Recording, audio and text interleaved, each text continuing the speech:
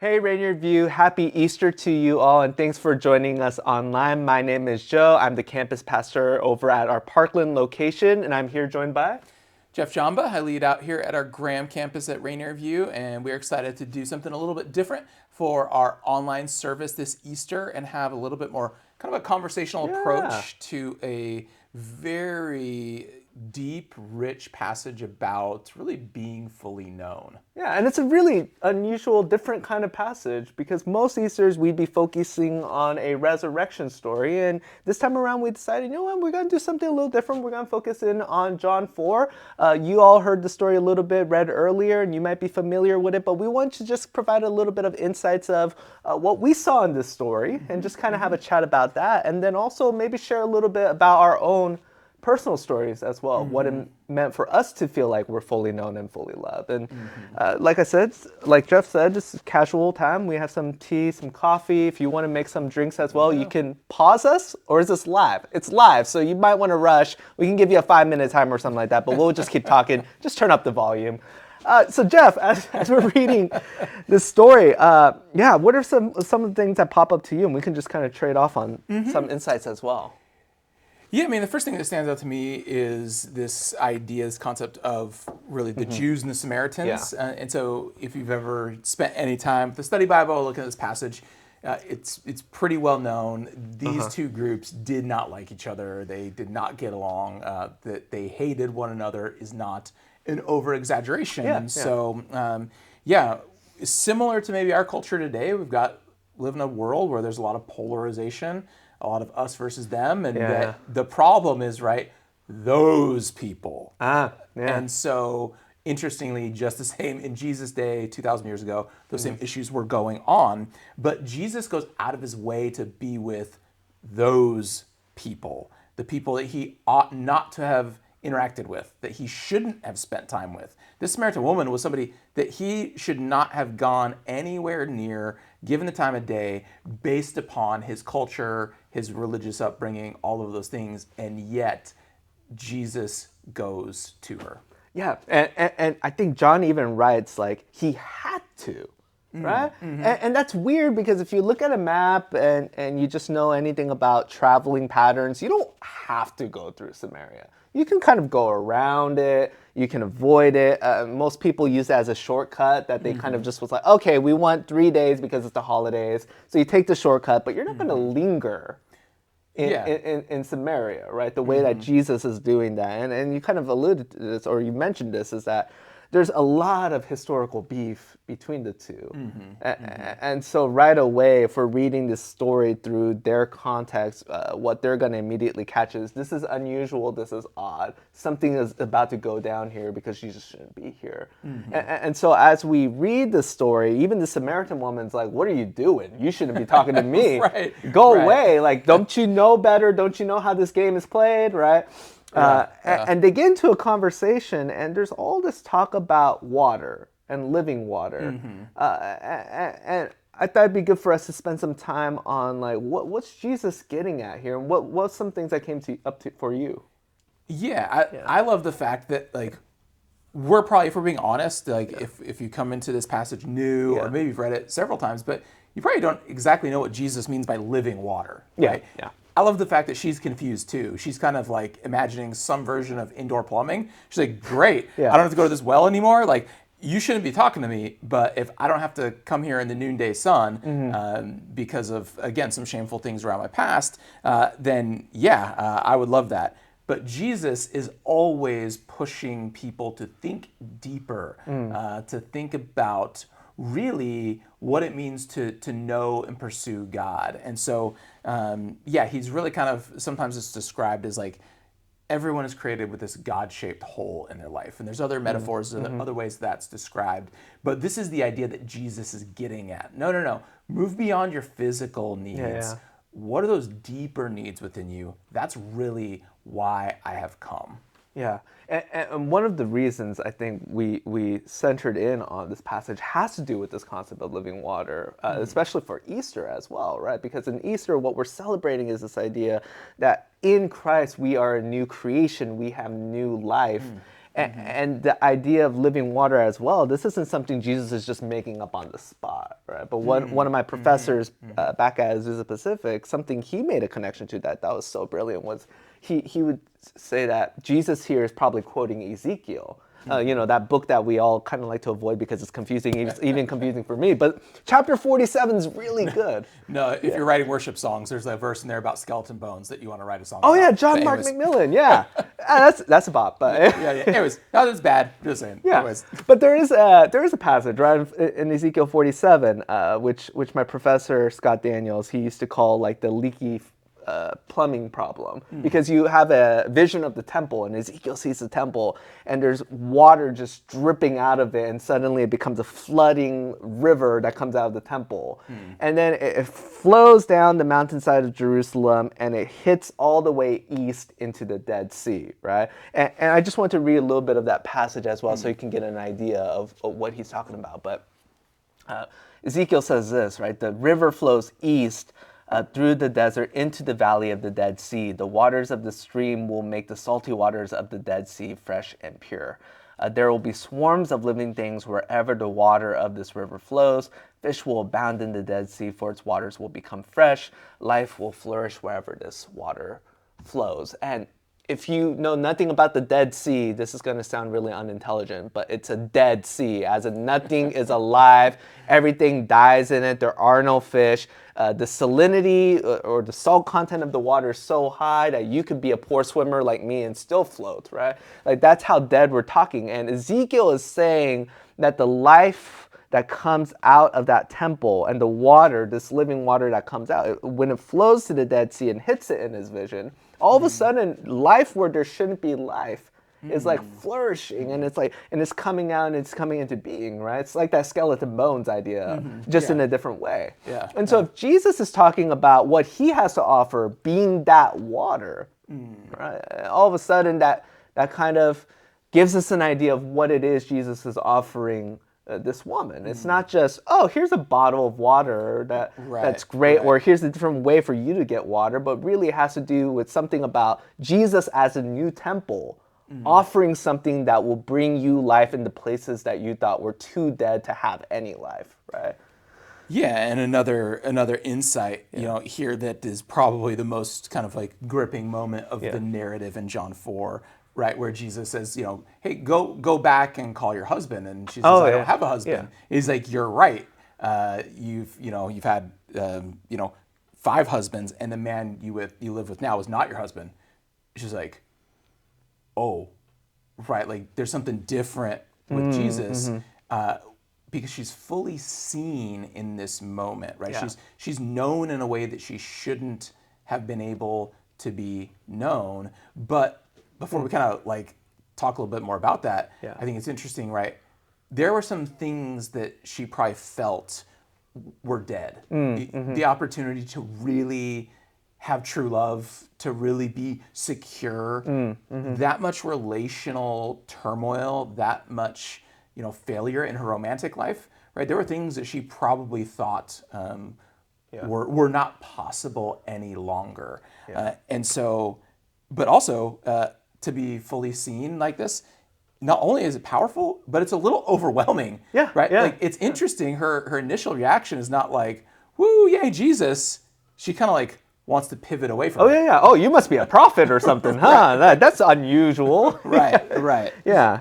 No, I think I've told this story before over at Parkland campus, but it's kind of like that idea of when you're growing up. I don't know if you've had this experience, but like I grew up with this thing called the Game Boy Color, right? And it was like you could turn it on, and there's a little flashlight that came with it, right? I don't know if I had a Game Boy Color, but I was like, I'm slightly older than you, so I was raised on the original NES, the Super NES. So by the time Game Boy Color came along, I was quite a bit older. But. So one advantage my generation had over your generation is that we could take it into our bedroom and like play it under the blankets, right? And so we thought that, if the volume is high up and there's flashing lights coming out of the blanket, there's no way my parents know what's going on. And so, and then they come into your bedroom and then you shut it off and you act like nothing happened, right? But they fully know. It's just most of the time they're showing grace and not addressing it, right? And so it reminds me of this moment with the woman, with Jesus as well, right? So there's a shock of like, oh my goodness, how does he know all this, right? And I think there's a relatable point of contact there for us as well when it comes to our own relationship with Jesus, because I think if I'm being honest, there are moments in my life where I don't want to be fully known. Right? Some days I do, and some days I'm just like, oh, Jesus, if you knew that about me, let me go ahead and cover this blanket and act like I'm asleep so you don't know what I'm actually up to. Right. And maybe you're joining us and you're kind of spiritually curious, you'd say. You maybe you're not sure about like all the things about the Bible or Christianity. And I think, sometimes we think like what the woman does here in the passage, we see that she pivots in kind of like verse 19, talked about, oh, you must be a prophet. And then she pivots to like an intellectual question. Where's the right place to worship, Jesus? This mountain or this mountain? Yeah. And so I think a lot of times when it comes to faith, we can go to these intellectual questions, that's good. right? Yeah. Well, what about the problem of suffering? Like, how do I really know God is there? These things that are more intellectual questions. But really underneath it, the struggle of faith, to me, ultimately is a very personal struggle. One of like, if we're being honest, do we want God to see everything? Or we feel shameful, like, I couldn't bring that aspect of my life before God. Yeah. And so it's just interesting that's going on for her.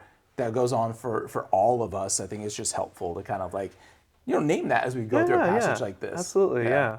And you mentioned the situation that the Samaritan woman is in and how that's something she probably wants to keep under wraps. And so when Jesus kind of puts it out there, it's kind of like startling for her, right? And I wonder if Crystal can like put like a little graphic here of like history time with the pastors, right? But like think there we go. And then there's the title and then it fades away. But one of the reasons why it's good to look at the first century and good to look at marriage practices back then is it gives us some perspective on what is it that the Samaritan woman was going through, right? Because when we read it today and we read, she had 5 husbands and the person she's currently with is not her husband, like that sounds like, oh my goodness, like what is she doing with her life? Like she's jumping from one husband to the next. And part of the reason we might think like that is because today, Bruno Mars, let's look for something dumb to do. I think I want to marry you. You could just go and do it at Vegas, right? And like there's this like, even if our parents don't agree, even if our families aren't aligned, marriage is marriage. We love each other. Let's go. Right, or just you do you. Like, no rules, no boundaries, nobody can judge, me kind of mentality, right? And back then it was more of a business contract, right? It had more to do with if a groom and a bride were going to get married, 2 families had to come to an agreement that this is a good marriage and it's going to mutually benefit both parties, right? The way I like to describe it is like if Susie comes from a family of Pepsi and Johnny comes from a family of cola, right? Then the 2 families are going to be like, oh yeah, Coke and Pepsi should merge and our kids should get together so we can dominate the high fructose beverage industry, right? And so there's this sense in which if you're a woman back in that time, you're not going to get married 5 times just because you want to get married 5 times. There's also a sense in which divorce, when it happens, just like today, there's many reasons why divorce happens as well.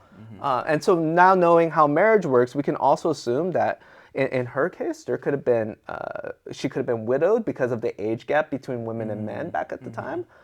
There could have been abuse involved. There could have been infertility involved. And guess what? You're married, I'm married. Marriage is messy. Human relations are messy. It's possible that things just didn't work out in some of these marriages as well. And it's really hard to parse out who's at fault, right?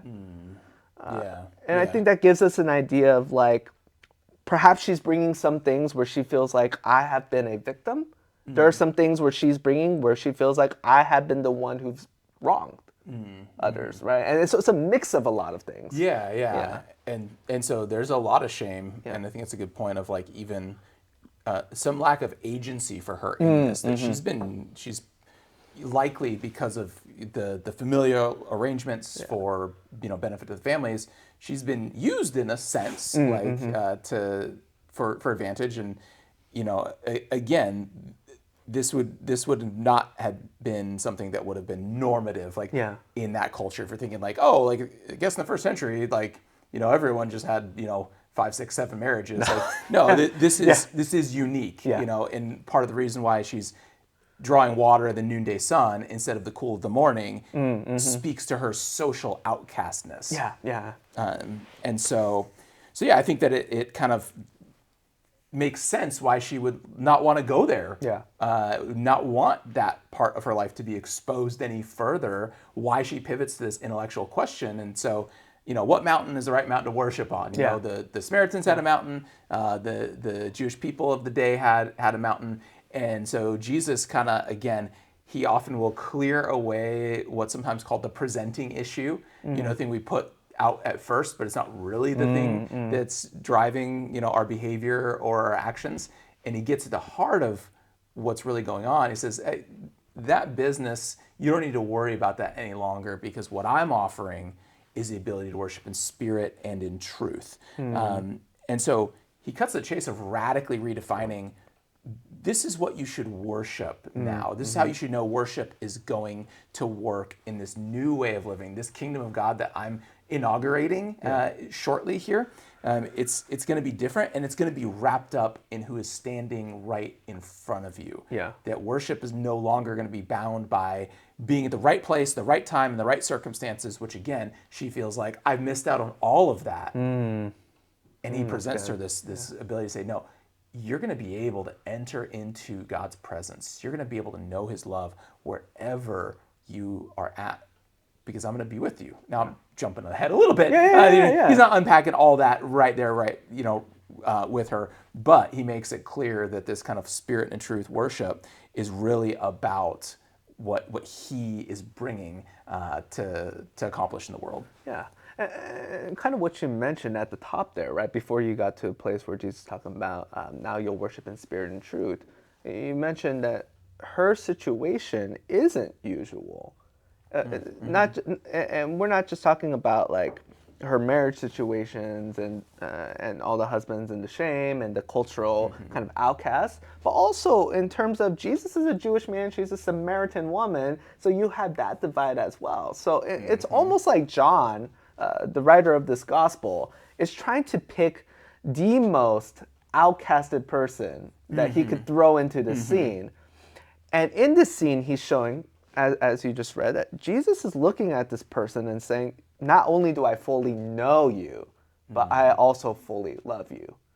And I want to give you a kind of relationship that you've been lacking your entire life, that can bring life into the places that you think are dead and that you don't think there's any hope in, right? And that should be encouraging for us, especially as we celebrate this Easter day and this Easter season, because for a lot of us, I think, we're not hanging out by a well, right? But metaphorically speaking, we all find ourselves at the place of the well at times where there may be things that we did wrong, and there may be things that we are the victim of circumstances, and maybe it's a mix like a lot of human beings, and we just find ourselves like, man, there's a lot of things dead, right? I find some of my family relationships dead. I find some of my prospects dead. I find my own knowledge of myself and the things I struggle with. I don't know if there's any hope for me moving forward. And I think one of the messages that comes out of that we want to communicate as pastors is that, no. This is why Easter is so good. This is why we celebrate it. This is why we make it such a big deal, because we believe on Easter morning when Jesus rose from the grave, that's his way of saying to each and every single one of us, I fully know you and I fully love you. And there's something here for you now that in me, right? And with relationship with me. Yeah, and I love that, and that's kind of why we kind of talked about doing this passage, because I love how it ends with the woman, saying to others, come and see this man who told me everything I ever did. Well, did he do that? No. But she was seen, she was known enough to know his greatness in her life. And then the results are others. It tells us the end of John 4 that others come to know and place their faith in Jesus as well because of her being known. And so, we kind of talked a little bit about before we kind of talk about a little bit our stories of just kind of moments where God became more real and knew us. Any other kind of thoughts from the passage that you didn't get to that you really wanted to point in on? No. I just wanted to, actually, no, there was one thing I wanted to comment on that you just observed that I didn't even think about, right? It's that, like, Jesus didn't tell her everything she did.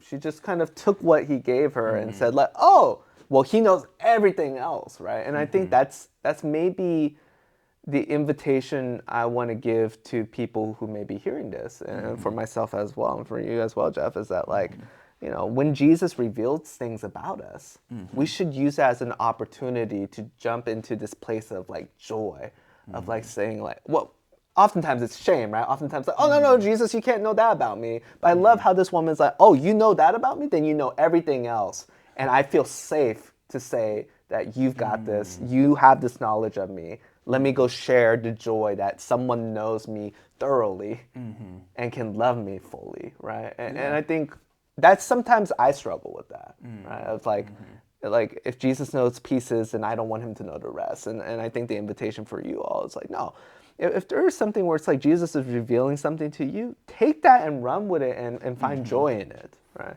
Yeah, no, for sure. And so thinking about in my own kind of journey of faith and coming to understand who Jesus is and being known, I didn't grow up in going to church when I was younger, and so outside of a couple Christmas Eve services, which seemed incredibly boring to me. You want to name the church? No, I couldn't even remember if I tried. But I do remember thinking about this somewhere 5th or 6th grade, like having thoughts around like, well, what comes next after this life, and like having no answers, and that being disconcerting, like that life felt like something that like we exist, we're here. It ought to have an explanation, but then there's just no explanation, no answers. And so, middle schooler, like didn't think about it a ton. Yeah. But fast forward to 9th grade, I started high school, just started having lunch with some friends from middle school, and most of them kind of all went to youth group together. And so we're having lunch, and at some point during the school year, they started inviting me to their youth group. So this kind of reveals like my level of like how I understood church worked. Their youth group was on Tuesday nights, and I was like, why are you inviting me on Tuesday nights? Church is on Sunday, guys. Come on. So this is the level of like knowledge I have about how all this works. But also I was like, why would I want to go to church? It sounds, church is boring. Why would you want to go somewhere boring? It just didn't have any knowledge. But they kept asking me week after week, and like I made excuses for months, like, until I finally just got sick of like being asked. So I was like, I'll go, once to get you off my back. And I can't really tell you like what made me desire to come back. I just knew like, oh, I want to come back. And I just made it like from that week, like every week. Now, some of it was like hanging out with my friends, playing basketball before youth group started. Like there was an aspect to that, but there was something else like going on underneath the surface. But when I first started going, it wasn't like, oh, I'm on this spiritual journey. I really want to understand God. It was more just like, oh, like hanging out with my friends. And so there's the religious stuff happening, but I just kind of like sat and observed during that until we get to like the fun stuff. So there's one evening after months, going to youth group for kind of months, where there was a worship time. So we're kind of singing songs and very stereotypical. If you imagine the 90s, like yes, somebody with a guitar, right? Like overhead projector, by the way, that far back, right? Like you got to slide it on the thing, the transparencies and all that. And there was a song was playing, and in that moment, it's kind of one of those like, if you know. Like I think Christians, we need to be careful about saying God spoke to me. If somebody's not a Christian, they might assume you're thinking like an audible voice. Very, very few Christians I know like have heard an audible voice, spiritually in their lives. But it's this that overwhelming inner sense, right? That that was truer than anything that I had encountered, as real as anything I'd encountered up to that point, speaking to me. Everything you're hearing about me, Jesus, is true. And it's your time to put your trust in me. And so I just popped the back of my seat, kind of sat down on the back and just prayed a prayer of like something along the lines of, okay, I trust in you, Jesus. I'm not sure what that means, but like I want to follow your ways and not my own, right? So, maybe like half of the sinner's prayer. But from there, right, obviously I'm here today, so things talk. But yeah, that moment was where, again, my questions about like, how does all this work? Where did we come from? There has to be this explanation. And God meeting me in that moment on the back of that plastic chair and that long, odd-shaped youth room, right? Kind of moments and box fans in the windows and in the whole thing. Not a glamorous, thing, but this immensely real thing that God did and how He met me. And I was able to know from that point moving forward that there was God who was real, and He met me in that moment. And so that for me changed everything. And so, yeah, you could say like, well, that was just the chemical reactions in your brain searching to escape the cognitive dissonance, and you latched on to some theory that alleviated that existential itch in your brain. Like one could say that. Yeah. But again, for me, I knew that this wasn't just some idea. It was God personally meeting me in that moment. And so that sense of my story isn't the same as the woman at the well, but the same experience of God becoming real, knowing me, meeting me where I was at, that was profound. And that's what we hope for you, wherever you're at in that spiritual journey, that you would continue on that you place yourself in community to discover and find that. And if you're a follower of Jesus, to be that annoying inviter, friend or family member. Like, don't give up. Yeah. Like, like the 16th no might lead to the 17th invite, and it's a yes. Yeah. Right? And you might get someone who's never been in church, and now they're stuck in church. Right. Forever. Right? Yeah. Like, they're like, how do we get rid of this guy? Yeah. So, just kidding. But yeah, for you, what kind of comes to mind thinking about kind of being known? Thanks for sharing. Yeah. No, I come from a completely opposite storyline, right? So you come from a place of not being in the church to finding Jesus in the back of a youth group room. For me, I grew up in a family that was not just Christian, but like in ministry. Like my uncles are pastors, my cousins are pastors. It was one of the viable career options that I knew about from like the early get-go, right? So there was never a moment I didn't know about Jesus, right? And I want to be clear that about Jesus is the key phrase, because I knew like He died, I knew He rose from the grave, I knew somehow He provided a paycheck to my family. Like it's that was who Jesus was. And so for me, it's weird, and a lot of you might feel this way too if you grew up in Christian households. For a good number of us, and not all of us, but a good number of us, there's not like that one moment Jesus found me at the well and I was never the same again. For me, it's like trying to identify, when did I learn or when did I realize I knew how to speak English? Like, I can't really pinpoint that for you. Like, I've always known words. I've always thought that way. At some point, I guess, yeah, I was fluent, but I can't really hit that point of fluency, right? But I think there were moments along the way of my faith journey where I'm just like, oh, okay, like these things are starting to start to click, right?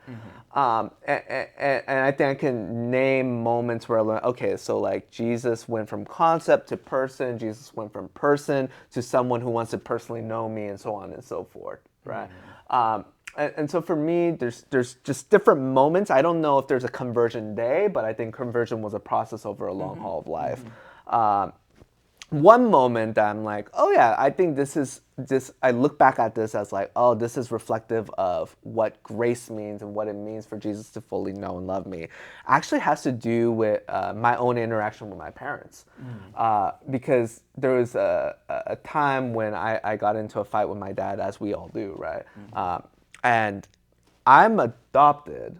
And so my dad is Black and my mom is Korean. And so from an early age, I knew that, like, man, like, if I ever wanted to, like, get it at them, right? If I want to get back at them, one of the ways I can hurt them deeply is by telling them, man, I don't need to listen to you. Like, you're not my real parents, right? And so I thought I pulled that off one day. And I did. And it was bad because, like, my dad was so deeply hurt. And my mom was, you know, she does not restrain herself from smacking me over the side of the head. Even she was like, "Ooh, that was not okay." And part of it is, like, as an adult, I realized, oh, like, one of the reasons why it hurt so deeply was because I didn't realize there was, like, a long struggle with fertility preceding me being adopted. And so this is wrapped up in a lot of pain, a lot of, like, even just uncertainty when they adopted me of, like, is this gonna work out, right? And the reason why I point to that moment is because I remember that, like, I hid from my dad for most of the day. And then I was just like, okay, I'm gonna write this long apology and then I'm gonna go say it to him. And so I went outside to the yard to go speak out this long apology. And I just remember him just saying, okay, cool. Like, what do you want for dinner? Let's go out and grab something. Like, and I was just like, whoa, I didn't finish my apology. I didn't even get to the first paragraph, right? But there was a sense of, like, he's already forgiven. He's already moved on. He's already gotten into this place of wanting to restore the relationship, right? And the reason why I think about that, it's not so much that he modeled grace for me, but that was, like, a real life moment where I felt like God was speaking to me of, like, this is what I mean by I love you. This is what I mean by I forgive you. This is what I mean by I fully know you and I fully love you. It's a sense of a father's love for their child, right? And I think that was one moment where Jesus' love for me really came alive, right? And if it's like, if my sinful, broken father, right, could love me that much, how much more does my Father in heaven love me, right? And if we're going into, like, that pastoral mode of preaching, you know, one of the things I would say is that that's how much Jesus loves you. That's how much Jesus forgives you. That's how eager Jesus is to be in relationship with you. And not because he's desperate. I mean, I want to be clear about that, right? Jesus is just fine without us. But that's the amazing, profound truth of Easter, is that Jesus might be okay without us, but he chooses to want to be with us. Right? Yeah. No, I think it's so good. And so we'd love to hear your stories, especially if you're joining us live, to kind of share some of those. In the messaging chat on the side, and reach out and share where you're at. Or even if you're like, I want that, what you guys talked about, to be true in my life, but I don't believe it can be because I got these things going on, or I just don't know if I can be a person of faith like that. But we would love to have a leader here, be in touch with you, walk you through some of that, so that you can experience that in your life as well if you want to. So any kind of final thoughts around just Easter, Resurrection Sunday? No, I think that pretty much captures what you just said. Captures kind of my thoughts as well. It's like, we want to hear stories. There are some opportunities to do that. We haven't really talked with Crystal about this, so she's in the background basically saying, like, you're giving me more work, what? But but no, seriously, like, if there's anything that you want to share with us as pastors about, hey, I'm struggling to be fully known, or I'm struggling to understand what it means to be fully loved, or I know I'm fully known and fully loved and I want to share it, like, please let us know. You can fill out those online connection cards. You can reach us by email.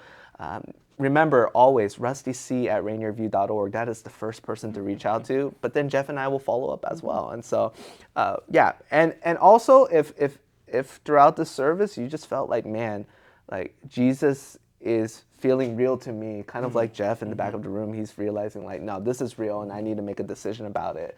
Please let us know. We want to help celebrate that decision with Yeah, you. absolutely. If baptism is the next step, we want to talk more about that with you. If being a part of Rainier View is something you are looking into because you want to belong to the family of God, and you love this idea of being a part of a community of people who are broken but fully known and fully loved, then yeah, let's make that happen as well. So. Yeah.